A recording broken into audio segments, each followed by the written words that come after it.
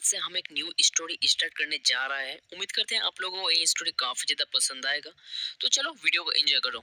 इस स्टोरी का शुरुआत होता है टूर्नामेंट ऑफ पावर की एंडिंग से, जहां हम देखते हैं कि सारे के सारे गॉड्स गोकू और वेजिटा के ऊपर काफी ज्यादा गुस्सा हो रहा था। डैम, हम लोग बहुत लकी थे, इसलिए इस बार हम लोग बच गए। पर अगर गोकू ऐसा कंटिन्यूअसली करते रहेगा तो इसमें कोई भी शक नहीं है कि वो लोग एक दिन जेनोसामा के साथ मिलकर सब कुछ डिस्ट्रॉय कर देगा। गोको और उसका पार्टनर वेजिटा इस पूरी एग्जिस्टेंस के लिए खतरा है, तो हमें उन दोनों का कुछ करना ही होगा। उसके बाद बेलमोट सभी गॉड्स के सामने एक अनाउंसमेंट करते हैं। मीनवाइल हुइस और बीरस अपने प्लेनेट पर रेस्ट कर रहा था। हुइस बीरस से पूछता है, व्हाट्स अप माय लॉर्ड, आपको देखकर लग रहा है आप काफी उदास हो। क्या बात है, आखिर आप क्या सोच रहे हो? मैं सब कुछ सोचने के बाद इस डिसीजन पर आया हूँ कि गोकू और वेजिटा इस सारे यूनिवर्स के लिए खतरा है। बीरस की ये बातें सुनकर हुइस एकदम स्पीचलेस हो जाते हैं। हुइस, हमें कुछ करना ही होगा, वरना वो दोनों द किंग ऑफ एवरीथिंग बन जाएगा। मैं सब कुछ समझ गया my lord. At that moment हुइस को बेलमोट की तरफ से कॉल आता है। बेलमोट कहते हैं, बीरस, हम सब गॉड्स मेरे यूनिवर्स पर आएंगे, क्योंकि मैं एक काफी इंपॉर्टेंट टॉपिक पर बात करने वाला हूँ। मैं तुम्हें सीधे सीधे बता देता हूँ, तुम्हारी यूनिवर्स का गोकू एंड वेजिटा, वो दोनों सारे यूनिवर्स के लिए खतरा है। हाँ बेलमोट, मुझे भी कुछ देर पहले यही रियलाइज हुआ है। मैं अभी जाता हूँ। तो अब हुइस और बीरस यूनिवर्स 11 में चले जाते हैं, जहाँ सारे के सारे गॉड्स एक साथ मौजूद था। अभी आप लोग क्या करने जा रहे हो? जैसे कि हम सबको पता चल गया है कि गोकू और वेजिटा हमारे इस यूनिवर्स के लिए खतरा है, क्योंकि वो दोनों जेनोसामा के साथ मिलकर इस पूरी यूनिवर्स को डिस्ट्रॉय कर सकता है। ये सारे बातें सुनकर चंपा कहते हैं, हाँ ये बिल्कुल सच है, हमें कुछ न कुछ करना ही पड़ेगा, इससे पहले कि वो दोनों कुछ बुरा न कर दे। अगर हम कुछ करेंगे तो जेनोसामा हमें जान से मार देगा। हमें यह भूलना नहीं चाहिए कि जेनोसामा सन गोकू का दोस्त है। तुम लोगों को इतना भी चिंता करने की बात नहीं है। मेरे यूनिवर्स यानी अर्थ पर एक ऐसा रूम है जो कि कोई नहीं जानता। तो हम गोकू और वेजिटा को उस रूम में ट्रेनिंग की बात कहकर लेके आएंगे और उन दोनों को उस रूम में डालकर बाहर से लॉक कर देंगे और उस रूम को पूरी तरीके से डिस्ट्रॉय भी कर देंगे और वो दोनों कभी भी बाहर नहीं आ पाएगा। वो लोग उसके अंदर ही मर जाएगा। तो हम उसे एक एक्सीडेंट कह देंगे। तो अब सारे के सारे गॉड्स बीरस के प्लान को एग्री करते हैं। बीरस अब कहते हैं, मैं सब कुछ करूंगा। उसके बाद बीरस आर्थ पर चले आते हैं और आर्थ पर आके सबसे पहले बुल्मा से मिलते हैं। बुल्मा जैसे ही बीरस को देखता है, वो कहती है, मिस्टर बीरस, अचानक तुम्हारे यहाँ पर आने का रीजन क्या है? बीरस अब कहते हैं, मैं काफी इंपॉर्टेंट काम के लिए आया हूँ, क्योंकि हम सबका फ्यूचर इसमें डिपेंड कर रहा है। बीरस की ये सारी बातें सुनकर बुल्मा काफी ज्यादा शॉक हो जाता है। मिस्टर बीरस, आखिर तुम क्या कहना चाहते हो? व्हाट्सअप मिस्टर बीरस, क्या बात है तुम यहाँ पर? मैं काफी हैरान हूँ कि गोकू और वेजिटा नहीं दिख रहा है, क्योंकि मैं उन दोनों के बारे में बात करने आया हूँ। बीरस अब उन लोगों को उनके प्लान के बारे में सब कुछ बता देता है। बीरस की बातें सुनकर सभी लोग शॉक हो जाता है। क्रिलिन कहते हैं, आप क्या कह रहे हो? गोकू और वेजिटा हमारा फ्रेंड्स है, हम उन्हें जानबूझकर खतरे में नहीं डाल सकते। हम पूरी कोशिश करेंगे ताकि गोकू और वेजिटा को बचा सके।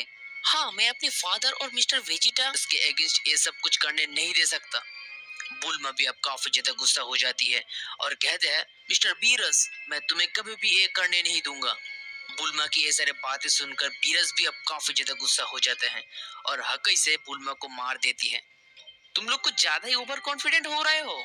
क्या तुम लोग भूल गए हो मैं कौन हूँ? मैं गॉड ऑफ डिस्ट्रक्शन हूँ। पिकोलो अब बीरस के साथ फाइट करने के लिए तैयार हो जाते हैं, पर बीरस कुछ ही सेकंड में पिकोलो को काफी ज्यादा घायल कर देते हैं। मैं तुम सबसे कह रहा हूँ, ये डिसीजन मेरे अकेला नहीं है, सारे के सारे गॉड्स भी मेरे इस प्लान को एग्री किया है। अगर तुम लोग हमें कोऑपरेट नहीं करोगे तो तुम लोगों को मुझसे फाइट करना होगा। सारे के सारे गॉड्स भी ये बिलीव करते हैं कि तुम लोग कभी भी मेरे इक्वल नहीं हो सकते। अगर तुम लोग मेरे इस प्लान को एक्सेप्ट नहीं करोगे तो मैं तुम लोगों के साथ साथ तुम्हारे इस प्लेनेट को भी डिस्ट्रॉय कर दूंगा। पिकोलो मिस्टर वीरस के अटैक से काफी ज्यादा घायल हो जाते हैं और घायल होकर कहते हैं, ठीक है मिस्टर बीरस, हमें आपकी प्लान मंजूर है। पिकोलो की ये बातें सुनकर क्रिलिन कहते हैं, पर चुप करो तुम, कुछ मत कहना। हम गोकू और वेजिटा कभी भी गॉड्स का सामना नहीं कर सकते। और तो और उन लोगों के साथ एंजल्स भी जुड़ा हुआ है, हम चाहकर भी कुछ नहीं कर सकते, हमें मानना ही पड़ेगा। विज अब अपने आंखें को बंद करता है। वेल, तो तुम लोग तैयार हो? उसके बाद मिस्टर बीरस और हुइस वहां से अपने पेरिस पर चले जाते हैं। बीरस जैसा सोचा था बिल्कुल ऐसा ही हो रहा था। उसके बाद हम देखते हैं कि गोकू और वेजिटा वापस में मीट करते हैं। हम लोग यहाँ पर क्या करेंगे? Calm down Vegeta.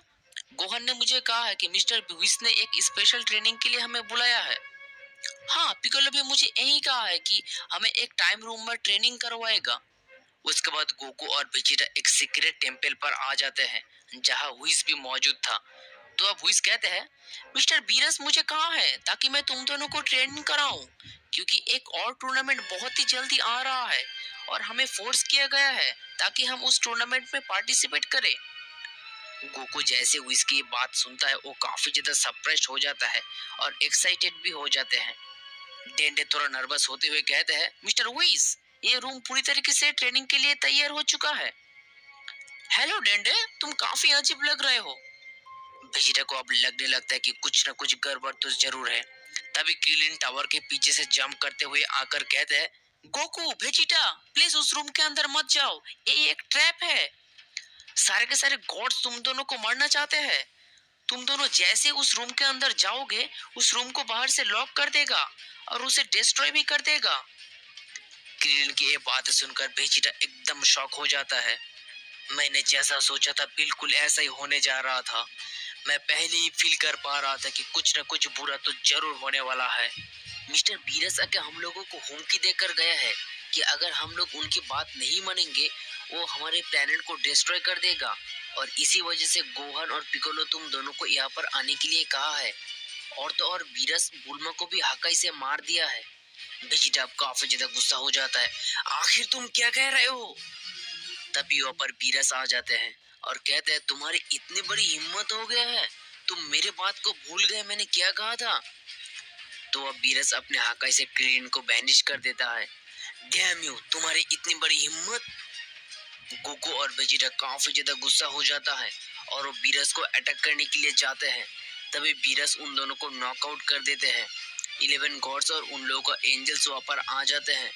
चंपा गोकू और वेजिटा को एक किक मारते हैं और कहते हैं, हे डेंडे, तुम जल्द से जल्द उन दोनों को एक टाइम चेम्बर में लॉक करो। तो अब गोकू और वेजिटा को एक टाइम रूम पर लॉक कर दिया जाता है।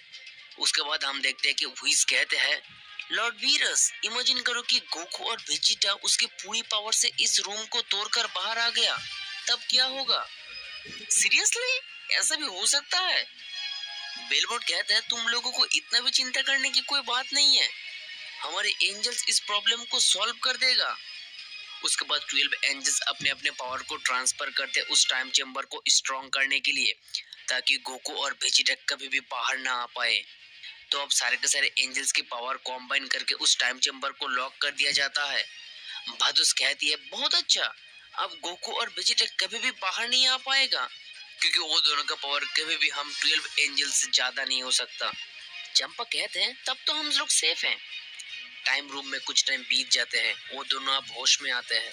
डैम, हमें लॉक कर दिया गया है और बीरस ने बुल्मा को भी मार दिया है, इसका बदला मैं लेके रहूंगा मिस्टर बीरस। तो अब गोकू कहते हैं, वेजिटा, हमें जल्द से जल्द यहाँ से बाहर जाना होगा। कैकरॉट, तुम जितना भी आसान सोच रहे हो ऐसा बिल्कुल नहीं है, क्योंकि इस बार टाइम रूम को कुछ अलग तरीके से मॉडिफाइड किया गया है। ये टाइम रूम पिछले बार जैसा बिल्कुल नहीं है कि हम लोग काफी आसानी से उसे तोड़ देंगे, पर फिर भी हमें तो कोशिश करना ही होगा। हाँ, तुम एकदम सही कह रहे हो, हमें एटलीस्ट ट्राई तो करना ही चाहिए। गोकू और वेजिटा ब्लू ट्रांसफॉर्म को एक्टिव करते हैं। अब वो दोनों पूरी कोशिश करता है, पर उन दोनों के पावर से उस टाइम चेम्बर में कोई भी इफेक्ट नहीं पड़ रहा था। डैम इट, मैंने पहले ही सोचा था, इस बार टाइम रूम को स्पेशल तरीके से मॉडिफाइड किया गया है। सारे गॉड्स हमसे झूठ कहा है, हम लोगों के साथ विश्वासघात किया है, मैं ये कभी नहीं भूलूंगा।